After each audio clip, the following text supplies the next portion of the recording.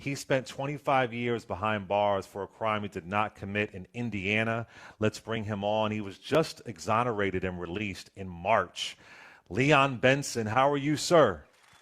How you doing, Clay? I'm doing great, man. Thank you so much for being here. You have a really powerful story. You were arrested for a crime you didn't commit back when you were 22 years old in 1998. Before we get to that, just tell me the young person that you were before all this happened to you, before you were even wrongfully accused of this crime. Who were you back then? Well, back then in 1998, I was a hustler. I'm from Flint, Michigan, lived in the D, straight Michigan dude. And I was down in Indiana and I was doing my thing. I was the type of guy that I hit all the freakniks, down in the ATL early.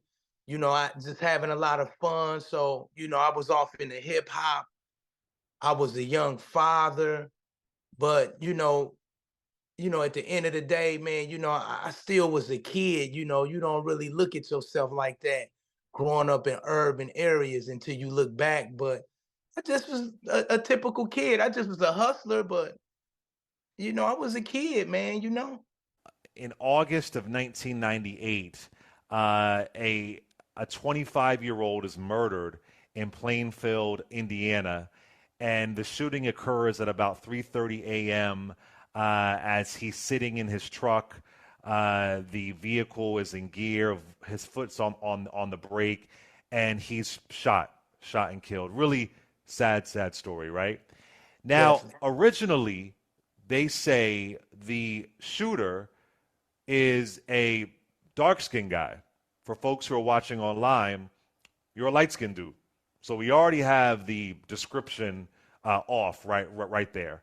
And someone else is being accused of this crime, but your name just randomly pops in being considered a suspect. Explain how you're even considered a suspect in this horrible crime. I think the reason I was considered a suspect because the area in which the crime happened, I was dealing over there, so my name was buzzing. Back then they was like Detroit, man, Detroit over in the area. He got to work, so my name was ringing in the area. So when everything happened, somehow my name came up, and what I'm thinking is the task force that was in the area or whatnot, they could not get a hold to me because I was not selling drugs on the street corner. Even though I was wrong for selling drugs, I didn't sell dope on the street corner. So I wasn't out there like that. So I think because my name was ringing in the area, they just kind of just wrapped me up in it. And so explain this other angle too, that this was also an area known for drug trafficking, but there was also a gay club in this area. And did the person who was shot and killed, we don't know his sexual orientation, but he was believed to have, one of the bartenders recognized him from this gay club, right? Right. I read that in the paperwork. Right. And then you had said that you had went to the club, which a lot of straight people do, for like the drinks, right? You would go there for the drinks.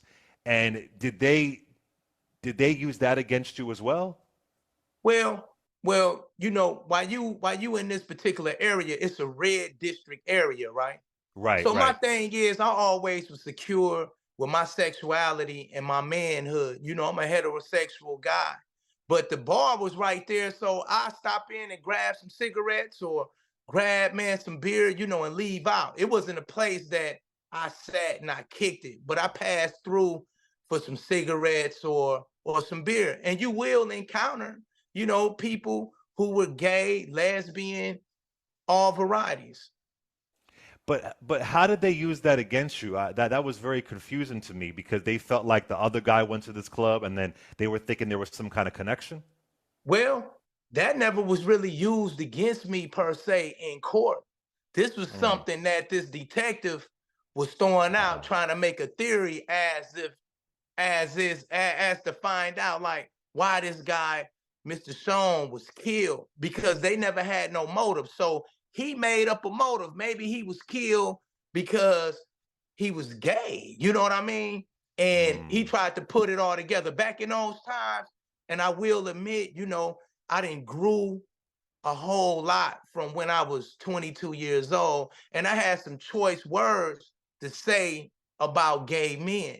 And right, that's where all that came from, because I chose to use the F bomb, right. when I was referring to him. And that was wrong of me at that time. That's the way we were in the 90s. Yeah, It was real crazy in the black community. And it's a bad thing. I'm glad that we have grown, from those type of terminologies and things like that. So that was like a thing that he tried to use against me right, in the case where, because I said, man, I ain't mess with them, right, when I walk in the club or whatnot. I wasn't on that type of time. But he wanted to right. use that against me and inflare people who might have been gay or lesbian that sat on the juries, or even people in this office, you know what I mean? So he tried to spin that, in a real terrible way. Yeah, and yeah. So, in case, make sure folks understand when he asks you about that, you have a reaction. Doesn't mean that you're a murderer, right? And again, Right. like you said, trying to use that against you. Or maybe he was homophobic. Maybe it was this, that, or the third. Yeah, yeah. So that's just an interesting angle where this detective was going. That he's pulling from any angle he can pull from. So. Tell me what happens when you find out you're a suspect and you are eventually arrested. And what are you thinking when you officially realize, oh, they're saying that I committed this crime? So look, first and foremost, man, we got to have common sense. Sometimes Yeah. common sense ain't so common. But when you look Hmm. at these things, just use some common sense. If I was a guy from out of town in another, city, and if I knew I was even being accused of something I didn't do, man, I would have cut out. So Yeah. I didn't know that I was a suspect in this crime. And when I was arrested, I was actually sitting outside on the stoop of my uncle's girlfriend's apartment. And the police rolls up. I'm like, I see the cops, and I'm just in this situation like, man, because I had a probation violation for not showing up, for having a possession of cocaine. And I just was like, man, let me go get this little thing resolved with my probation because I had a bad drop. And I just was like, boom. When I went down to the precinct, that's I was up under the assumption that I was just being arrested for my violation of probation. And when I got there, I was slightly, man, intoxicated from sipping on Remy and smoking some L's or whatnot. And I woke up and I'm like in the interrogation room. And the detective waking me up, asking me about murder. And to be truthful with you, man, it was very comical to me at that time because murder, like, I got no involvement in this murder. I'm not on the scene of this murder. I heard shots from a distance, but you hear shots in this neighborhood like this all the time back in that time or whatnot. Everything gentrified now. But so it was a joke. I'm like, man, stop it, man. So the easiest thing for me to do was say, man, go to the building. Little Vietnam was the name of the nickname of this building, man. I used to sell out of my main little building. I said, go to Vietnam. Now, I told him that I was there. I just omitted that I was selling drugs, right? And that's how it all took place. I walked up out of there feeling like, they playing games. They just searching under every rock, feeling like the charges would be dropped. And here's where it gets complicated. You're arrested August 14th, 1998. Again, you're 22 years old. You have an alibi where you were. You were at this other apartment complex. But if I have this wrong, correct me. Nobody was willing to vouch for you because they were afraid they might be accused of dealing drugs or using drugs. Therefore, nobody came forward with the alibi. And if they would have came forward, they probably still would have locked you up anyway. I mean, I've interviewed folks where they had their mother, their father, their coworker still got them locked up. But that was, am I right about that? That people who could support you, they were afraid of being accused of using or dealing drugs. Is that accurate? Definitely, man. It's a lot of things that come to play. We see the same thing that happened today, when somebody might OD and nobody don't call the police Right, to help them out, right. right? So you kind of get this thing where, it's that fear, in urban America at that time, in the 90s where, okay, I don't want to talk to the police. But I'm like, come on, man. Like, I didn't commit a murder. So they played that game on me. And I think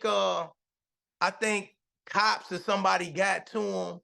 Really, really, to tell you that, man, to be real with you, man, how I feel, man, just everybody turned on your boy, man. It's just real, man. Everybody turned on me, man, because, I was the guy that was from out of town, man. That's how I feel. Even though they came back later, that's how I was feeling. Like it was whispers, like, come on, man, don't let this dude come back because nobody can make no money if he come back. And I want to point out, originally you weren't pointed out in a photographic lineup. Then eventually you are pointed out in a photographic lineup. There just appeared to be a lot of misconduct from what I'm reading here. So you go to trial July of 1999. Tell us about this trial because there's no physical evidence. The some of the witnesses aren't they? Don't they have their own criminal background? Correct? Definitely, definitely. Yeah, That's what they so do. it appears that they may have been trying to get something out of it too. Tell us about this trial. Well, when you look at my trial, man, obviously, I've been in hip hop my whole life. And how I feel, it was urban America on trial against privileged white America. That's what was happening. Everybody that was in the trial except the eyewitness, the one eyewitness who claimed to see a dark-skinned person, but I'm light-skinned. Except that witness, I think everybody else that was involved in the trial outside of the authorities were people from urban America, and they all had records. So that was the type of atmosphere it was. It was very antagonistic. It was a lot of what I call tacit racism that was in the place. You can feel the tension. You like, man, my peoples who was flying in, to the trial, to support me, they were feeling that particular, tension as well. So it just seemed like I feel like I was getting lynched, bro. Like if I ever came close to feel like our ancestors of getting lynched, of just seeing everybody against you, it was in that moment right there, man. It was that moment, man, the moment of truth. See, I felt like a bull, man, in my moment of truth where my sides was bleeding, so to speak. And when I looked up for the first time, I seen the matador, right? But my moment of truth, was too late because I was killed by the system by the words of guilty, guilty, guilty. Was the victim white? Yes, the victim, he was white. 25 years old. Yeah. Wow. That's that's unfortunate. And you know this as a 22-year-old that this is obviously stacked against you. I mean, this I probably know the answer to this question, but how was your public defender? At the time, I didn't have a public defender. I You had a didn't. paid lawyer, right? You had a And paid lawyer. yeah, come on, while Wow. we getting money, ain't gonna have a public defender, right? You know, uh, uh, at that time, I just picked, some of the wrong people, to represent me. You naive when you're innocent. But the thing about my lawyer though, he did pretty much the job he was supposed to do. It was the fact that the police withheld, all this evidence. They withheld the fact that it was a confidential informant had gave them a statement that another person committed the crime. Ironically, too, the same person that this CI had reported committing the crime and being present with them is the same person another eyewitness pointed out and identified and gave a statement to that committed the crime. And both of these witnesses, man, did not come to court. And, for the most part, it was the state, and I believe, man, even the police that suppressed these witnesses. You are convicted and you're sentenced to 60 years. You were convicted of murder, sentenced to 60 years. When you hear that sentence, what goes through your heart? What goes through your soul? Oh, man, I'm talking about death, legal lynching, darkness, sorrow, pain. That's it. That's it. It's like you fall into an abyss, right? You like, how do you fathom this? Okay, we got to go through a certain amount of living in life before we get to really have a real concept of time. You know what I mean? So I believe this is like between the ages of 30 and 35. So me at 22, you telling me you giving me 60 years? What? Oh, that's devastating, man. So I was broken, man, in 1,000 pieces, bro. Literally. Like, I tried to hold it up. I held my own, you can check my pack all the way through. I held my own, but for a little while, man, I was broken, man. I was like, dang, I always kept fighting. I'm like Ali with a broke jaw. I'm in that thing with a broke jaw, bobbing and weaving, man. But I was definitely broken for a little while, man. I was knocked down, man, and it's a How hell was of a your thing. how was your family impacted by this? Your See, parents, your that's kids? that's the thing too, man, that I'm really, really, really coming to realize, as I come out of it, man, because when you on that battlefield or when you in your fight, you kind of get tunnel vision. And your people are right there. They are really affected too. This really devastated my family, man, greatly, man. You know, the three children that I left behind in society, they were devastated by this. Particularly my son. He eventually, you know, got locked up, and currently he's still incarcerated. He'll be out by the time, this come on, a free man, El Bino, you hear me? Love my little dude, but my mother, my brother, everybody, the consensus that I got as I've been able to make my rounds to people who were near and dear to me 25 years ago, everybody says, while you was locked up, we were locked up, right? And to see me come out and to have real strength, not no put on, man, because you have to go in and do stuff with your time, man, and get strong. So right now, ironically, they were strong for me in the capacities that they can be available during those years. And now, I'm strong for everybody else. I want to talk a little bit about your time again, 25 years, and people hear the number and they may gloss over it. That's an incredible amount of time, and 10 of those years you were in solitary confinement for 10 years. Talk to me about how the day to Throw my day, how hood you on it, man. survived, and especially with solitary confinement. And why did they have you in there for a decade? So crazy, man. Crazy, man. The same type of scenarios happening, man. You know, what got me in solitary, it was a prison riot.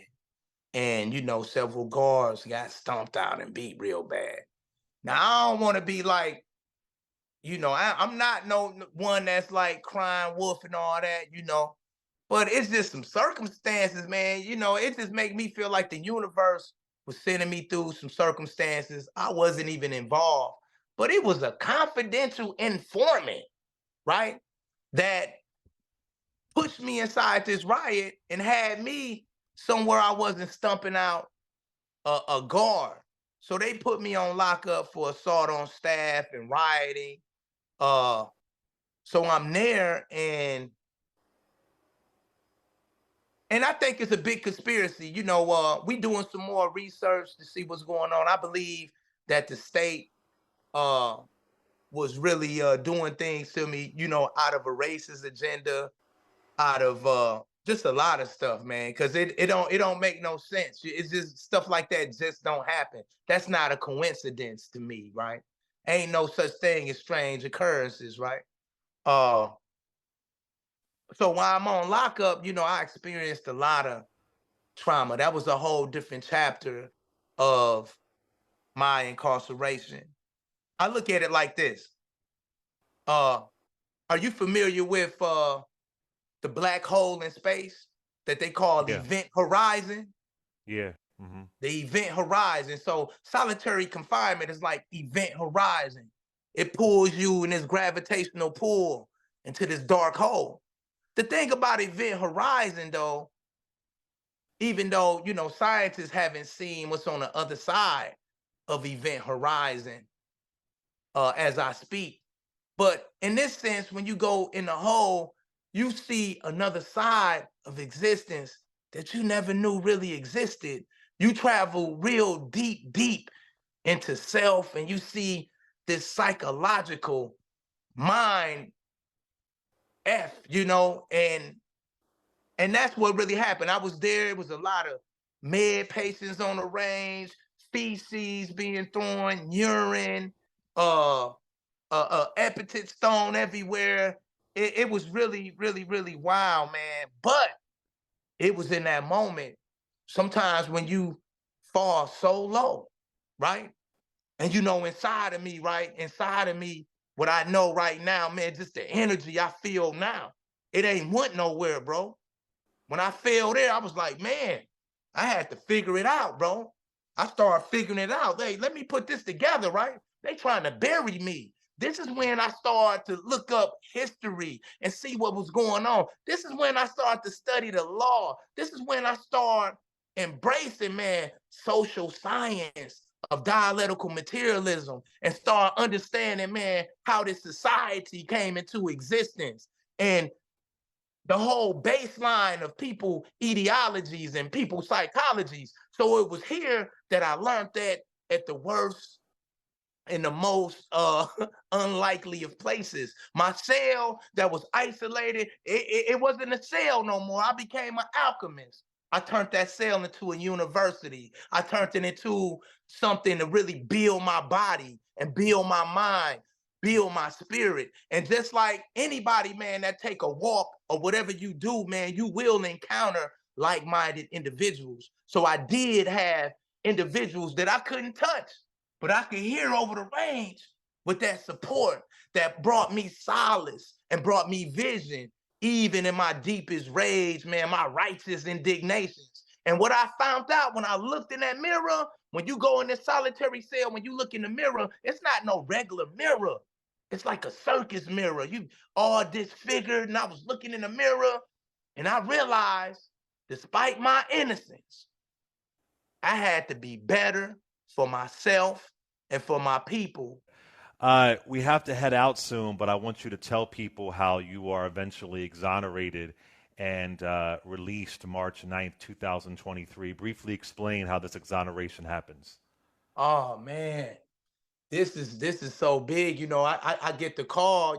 First and foremost, hey, thank you to Shannon Coleman from Philly. She was, the biggest catalyst of my exoneration, notwithstanding the efforts of myself and, people like my queen sis Valerie Buford, but Shannon Coleman, she really helped everything, get to rolling from an unlikely path. I was filing a clemency, asked for letters of support. She happened to wrote a letter. I never met her before. Long story short, she connected the dot to other people, and eventually I was able to get in contact with the Conviction Integrity Unit in Marion County, Indianapolis, Indiana, and I signed a questionnaire, filled it out. They took my case to look at it further, and then they finally took it under investigation. And Shannon again stepped in with her unique, support. She claims to be a warrior for freedom, and this sister, man, my godmother, as I call her now, she connected the dots to my now attorneys, Laura Bazilan and Charlie Heaver Nelson of the Racial Justice Clinic out of San Francisco, California. And they got on my case. They boots hit the ground, as my brother Kwame like to say.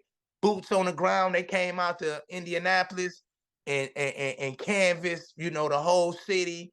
And that's how they bumped into the information that Detective Jones withheld this crucial evidence, of my innocence and everything. He confessed to them, and that was like one of the keys.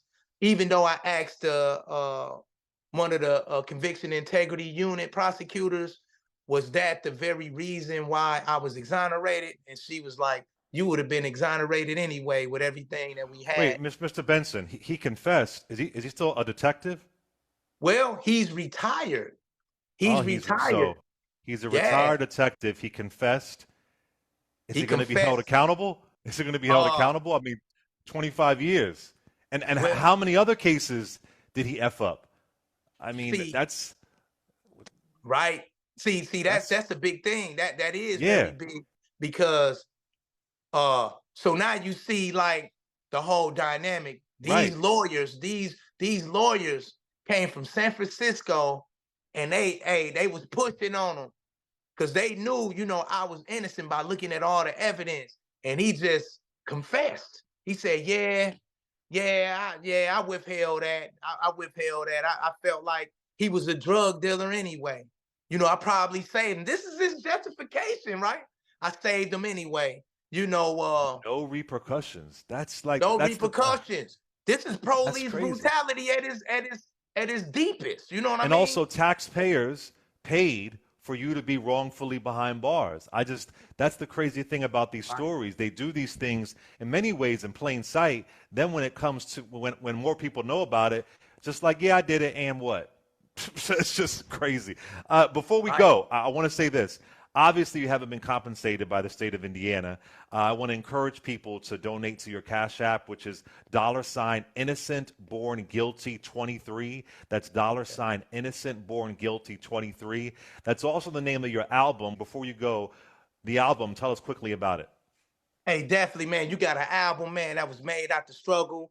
I was in there, man, doing what I had to do. I was on the inside, so I was able to record, stuff on the inside before I came out. It was already, made, for this particular situation. So I'm just introducing myself to the world, innocent born guilty, meaning everybody is innocent born guilty. If you was born a certain race, a certain economical status in a certain location, a certain religious preference, you innocent born guilty. So my thing was to empathize with the people, to let y'all empathize with me. It's bigger than Leon Benson. It's about the people. We looking for solutions, and I want to take you on this emotional ride of how it felt to be wrongfully incarcerated from my particular circumstances, from being a street dude to being a brother for the people right now. Yahuru Sasa, freedom now for all my people and people that's really building up the community. So if you with that, go check out that record, right? It's monumental,